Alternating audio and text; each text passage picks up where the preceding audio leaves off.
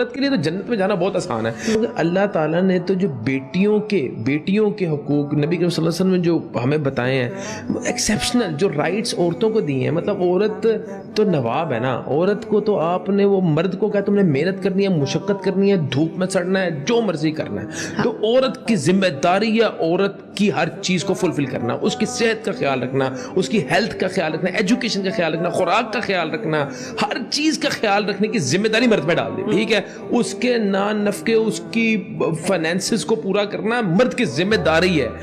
تو عورت کے اوپر تو ذمہ داری ڈالیں. تو آج جو یہ فیملی سسٹم کو تباہ و برباد ویسٹ نے کیا ہے اور ایک دھجیاں ادھیڑ دی ہیں. عورت کو ایکول رائٹس دینے کی ایک کوالٹی یا برابری پہ لانے کی کوشش کی جہاں پہ عورت فیل ہو گئی. یہ کتاب بھی ہے ڈیتھ آف دی ویسٹ، ٹھیک ہے، امریکن ایمبیسیڈر کے سیکرٹری نے لکھی ہوئی ہے. وہ کہتا ہے کہ آنے والے 50 سال میں ویسٹ کولیپس کر جائے گا، ان کی ایگزسٹنس ہی نہیں رہے گی کیونکہ فیملی سسٹم ہی نہیں ہے. تو عورت کے اوپر کیا ذمہ داری ہے؟ اس نے گھر کے اندر ڈسپلن کو مینٹین رکھنا ہے، بچوں کی اچھی تربیت کرنی ہے، اپنے میاں کو جو ہے وہ دیکھ بھال کرنی ہے. That's it. مطلب بہت عورت کے لیے تو جنت میں جانا بہت آسان ہے.